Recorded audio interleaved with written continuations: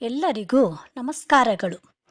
ನನ್ನ ಚಾನಲ್ ನೋಡಿ ಪ್ರೋತ್ಸಾಹಿಸುತ್ತಿರುವ ಎಲ್ಲರಿಗೂ ಧನ್ಯವಾದಗಳು. ಇಂದಿನ ಕತೆ ಸಂದೇಶ: ದಾನಕ್ಕಿಂತ ಉದಾರಚಿತ್ತ ಮನಸ್ಸು ಮುಖ್ಯ. ಒಬ್ಬ ಗುರುಗಳ ಆಶ್ರಮದಲ್ಲಿ ದಿನಾಲೂ ಪ್ರವಚನೆ ನಂತರ ಪ್ರಸಾದ ನೀಡಲಾಗುತ್ತಿತ್ತು. ಒಬ್ಬ ಹೆಂಗಸು ಗುರುಗಳೇ, ಎಲ್ಲರಿಗೂ ನನ್ನ ಕಡೆಯಿಂದ ಪ್ರಸಾದ ನೀಡಬೇಕೆಂದು ನನಗೆ ಇಚ್ಛೆ ಇದೆ. ಆದರೆ ನಾನು ಬಡವಿ, ನನ್ನಲ್ಲಿ ಪ್ರಸಾದಕ್ಕೆ ಬೇಕಾದಷ್ಟು ಹಣವಿಲ್ಲ, ಏನು ಮಾಡಲಿ ಎಂದಳು.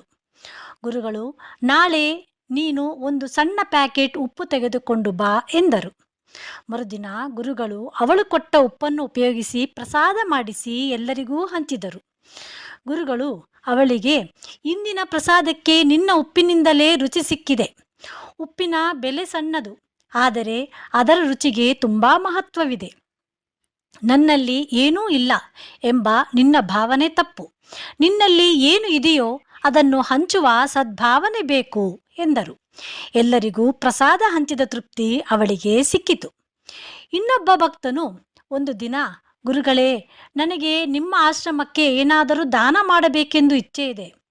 ಆದರೆ ನಾನು ಬಡವ, ನನ್ನಲ್ಲಿ ನಿಮಗೆ ಕೊಡಲು ಸಾಕಷ್ಟು ಧನವಿಲ್ಲ, ಏನು ಮಾಡಲಿ ಎಂದು ಬೇಸರದಿಂದ ಕೇಳಿದನು.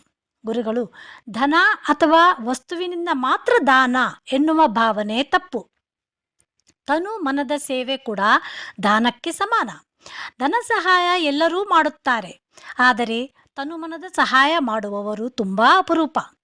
ನೀನು ಆರೋಗ್ಯವಾಗಿರುವೆ ಮತ್ತು ಸದೃಢ ದೇಹ ಹೊಂದಿರುವೆ. ನಿನ್ನ ತನುವಿನಿಂದ, ಅಂದರೆ ನಿನ್ನ ಶರೀರದಿಂದ ಸೇವೆ ಅಥವಾ ಸಹಾಯ ಮಾಡಬಹುದು ಎಂದರು.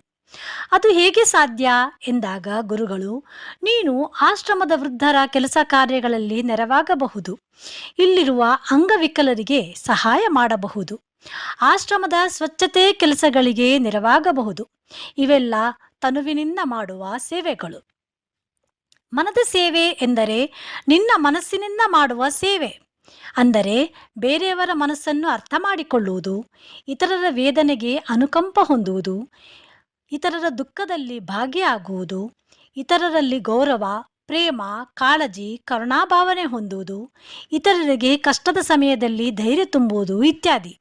ಇದಕ್ಕೆಲ್ಲ ಹಣ ಬೇಕಿಲ್ಲ, ಒಳ್ಳೆಯ ಗುಣವಿರಬೇಕು, ಅನುಕಂಪ ಮತ್ತು ಮಾನವೀಯತೆ ದೃಷ್ಟಿ ಇರಬೇಕು ಎಂದರು.